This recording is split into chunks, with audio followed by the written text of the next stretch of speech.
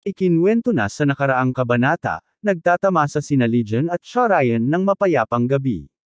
Nasa kanilang tabi ang ilog habang nagpapalipad sila ng mga parol na dahan-daang umaangat, dala ang mga lihim na dasal sa madilim ngunit mapayapang kalangitan. Ngunit nagbago ang katahimikan nang biglang lusubin ang grupo ni Legion ng mga misteryosong salarin, napakabilis ng pag-atake, ngunit sa kakayahan ni Legion, agad niyang naiiwas ang mga suntok at nagpapakita ng matalim na pag-iingat.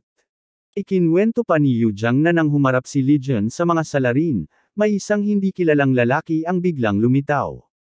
Aniya, ang lalaking iyon ay may mabigat na aura na nagdulot na para bang nanginginig ang hangin sa paligid. Tiningnan ni Legion ang lalaking iyon at tinanong kung bakit siya pinatawag. Ngunit imbes na magmadali, ngumiti ng bahagya ang misteryosong lalaki at ipinahayag na siya raw ay nagtataka tungkol sa kakayahan ni Legion, hindi niya lubos moari ang tunay na kalakasan nito. Ipinahayag ni Yu Jiang na inilahad ng lalaki na may narinig siyang mga balita tungkol kay Legion, may nagsasabi raw na hinahangad nitong sakupin ang Jiangho, ngunit matapos makita kung paano hinarap ni Legion si Immons, napagtanto ng lalaki na hindi siya simpleng arroganting kabataan. Kaya't tinanong niya kung ano ba talaga ang layunin ni Legion. Tahimik na nag-isip si Legion bago tumugon ng may determinasyon na nais niyang alisin ang mga tiwaling tao kagaya ni Immons at pag-isahin ang Jiangho upang maging isang mas mahusay na lugar. Binalikan ng misteryosong lalaki ang tanong, ninais niyang malaman kung sino nga ba talaga ang nasa harapan niya at kung bakit maraming nalalaman tungkol sa kanya. Sa pag-uwi ng kabanata, ngumiti na lamang ang lalaki nang may bahagyang pangungutya at nagpahayag na hindi niya inakala na maririnig niya ang mga ganoong salita mula sa anak ng isang babae. Ang pahayag na iyon ay nagdulot ng malaking pagkabigla kay Legion, nagulantang siya sapagkat hindi niya maintindihan kung paano nalaman ng estranghero ang pagkakakilanlan ng kanyang ina. Lumitaw sa isipan ni Legion ang posibilidad na baka kapatid ng kanyang ina ang lalaki.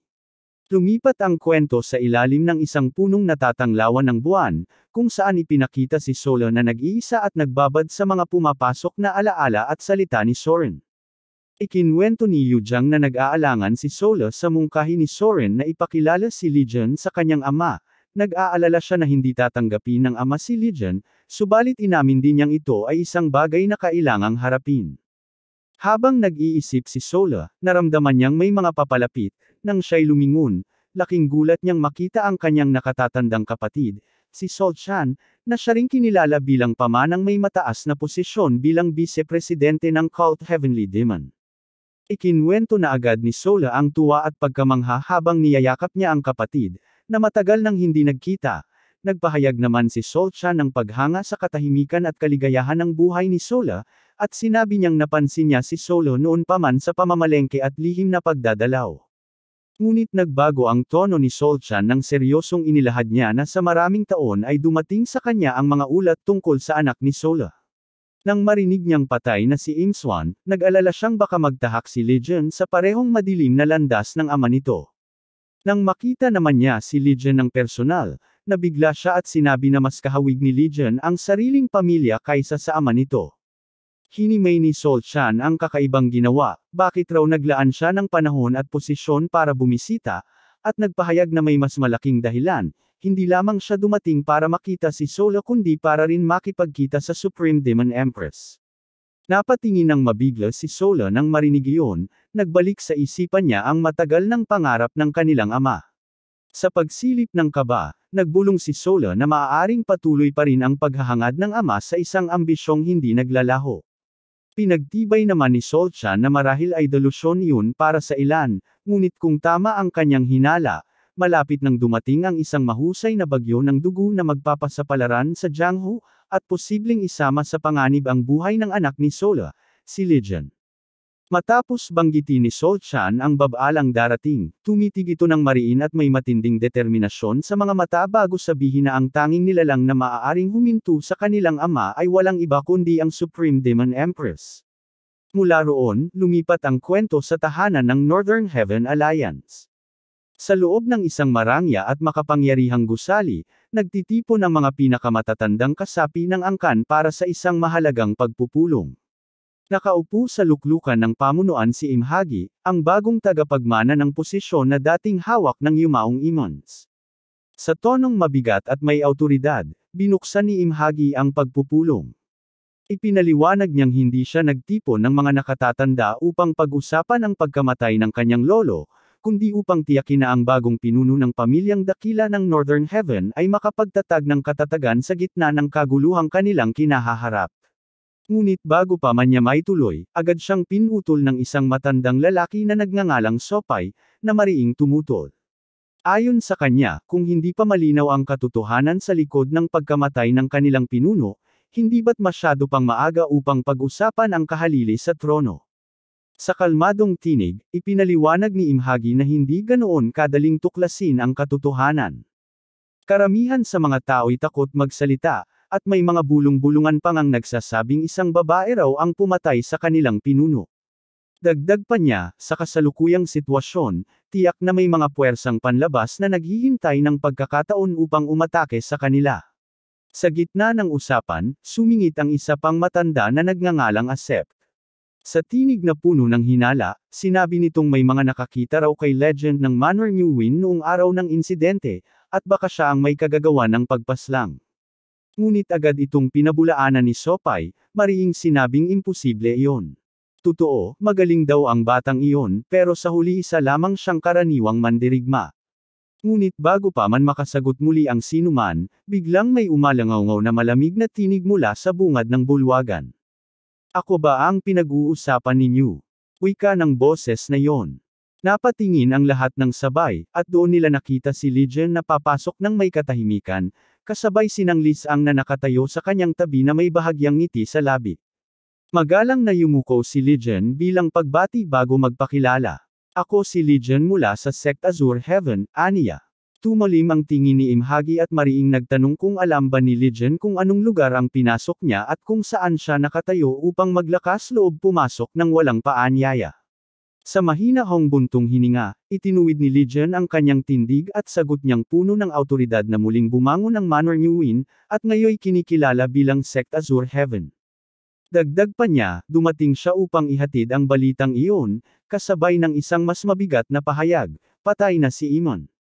Ikinwento ni Legion na ang kamatayan ni Imon ay bunga ng mga kasalanang sarili nitong pinili, pagpatay, pagpapahirap, at pang-aabuso sa mga inosente, lahat iyon para lamang sa pansariling kasiyahan at kapangyarihan.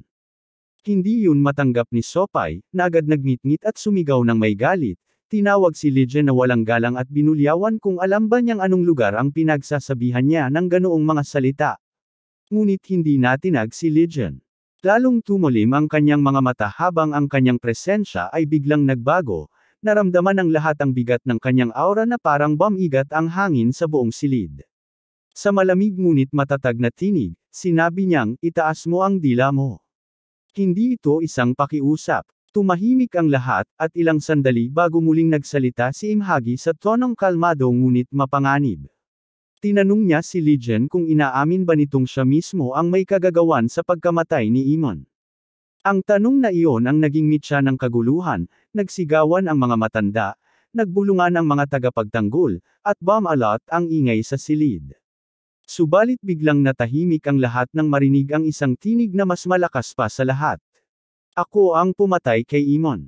Nagulat ang lahat at agad nilang hinanap ang pinagmulan ng boses. Tumambad sa kanila sinang Lisang, na kalmadong nag-alis ng kanyang sombrero at inilantad ang malamig at maringal niyang mukha. Ang pangalan ko ay Lisang, aniya.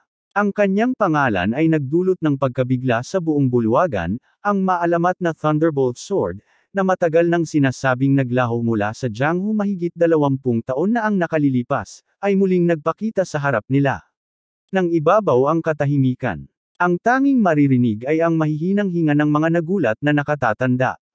Ngunit tuluyang nawala ang kanilang pag-aalinlangan nang unti-unting bunutin ni ng Lisang ang kanyang espada. Ang talim nito ay kumislap na parang liwanag ng kidlat, at sa isang iglap ay bumalot ang nakamamanghang enerhiya na nag-anyo ng isang dambuhalang puting dragon, umiikot at sumasayaw sa himpapawid, nag-iiwan ng pagkamangha at takot sa lahat ng nakasaksi. Ang tagpong iyon ay nagdulot ng katakutan sa mga nakatatanda ng alyansa. Lahat ng mata ay nanlaki, at mga bibig ay napangangatila na wala ng kakayahang magsalita.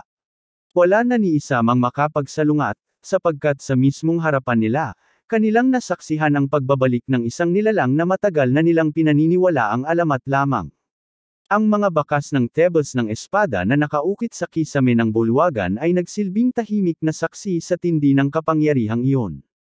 Sa bandang huli, wala nang nakapigil sa sinuman sa loob ng bulwagan. Lahat ay sabay-sabay na tumayo at nagbigay pugay, isang tanda ng malalim na paggalang sa mandirigmang noon ay tanging nabubuhay lamang sa mga alamat at alaala. Sa katahimikan ng silid, na isang ay nagsalita. Ang kanyang tinig ay umalangaw, malinaw at makapangyarihan. Sinabi niya na lahat ng mga pahayag ni Legion ay pawang katotohanan. Siya mismo raw ang humatol at pumatay sa pinuno ng pamilya Emmons, bilang tagapangalaga ng Sect Asher Heaven. Ang pahayag na iyon ay tila kulog na dumagundong sa dibdib ni Imhagi. Nanigas ang kanyang katawan at nagdilim ang kanyang mukha, hindi makapaniwalang ang Thunderbolt Sword, ang alamat na kinatatakutan sa buong Jiangho, ay ngayon nagsisilbi lamang bilang tagapagtanggol ng isang sekta na noon lang muling bumangon. Habang nakakunot ang noo, lihim na nag-isip si Imhagi. Hindi siya mapakali sa ideyang si Thunderbolt Sword ay kumikilos lamang bilang panlabas na tagapagbantay, hindi bilang pangunahing tagapagtanggol. Kung gayon, naisip niya, baka mayroong mas makapangyarihang nilalang sa loob ng sekta na yon. Ngunit bago pa man niya mapagtanto ang sagot, isang malamig at makapangyarihang tinig ang muling bumasag sa katahimikan. Si Legion ang nagsalita, mariin at malinaw.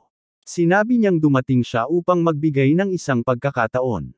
Ibinaybay ng kanyang matalim na tingin ang bawat mukha ng mga nakatatanda, bago nagpatuloy si Legion sa kanyang pananalita.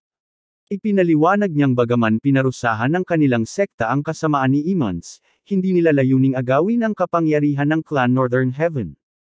Dagdag pa niya, kung may sino man sa kanila ang nagnanais makalaya sa anino ng clan, bukas ng buong buo ang mga pintuan ng Sect Asher Heaven upang tanggapin sila. Wala raw dapat ikatakot sa banta o paninikol. Pagkatapos, nagwika siya na babalik siya sa loob ng ilang araw upang dumalo sa susunod na pagpupulong, at hanggat hindi pa iyon dumarating, inaasahan niyang pag-iisipan ng bawat isa ang kanilang magiging desisyon. Ang kanyang tinig ay umalangaw sa buong bulwagan, tila yumunig sa mga pader ng marangyang silid. Sa gitna ng lahat, si Imhagi na nakaupo sa kanyang trono ay pinipigilan ang nag-aalab na galit sa dibdib.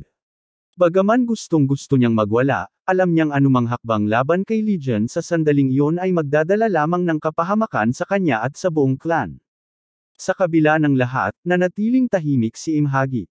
Makalipas ang ilang sandali, ipinakita siyang nag-iisa sa loob ng isang maluwang na silid na sinisinagan ng malamlam na liwanag ng buwan.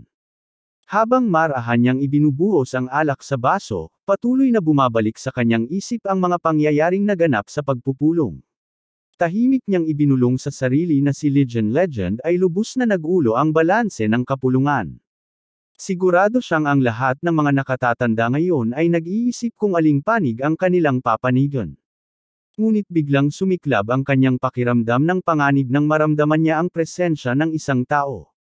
Sa malamig ngunit mahinahong tinig, binigkas niya, kaya ngayon, hindi mo na rin tinatangkang itago ang iyong presensya.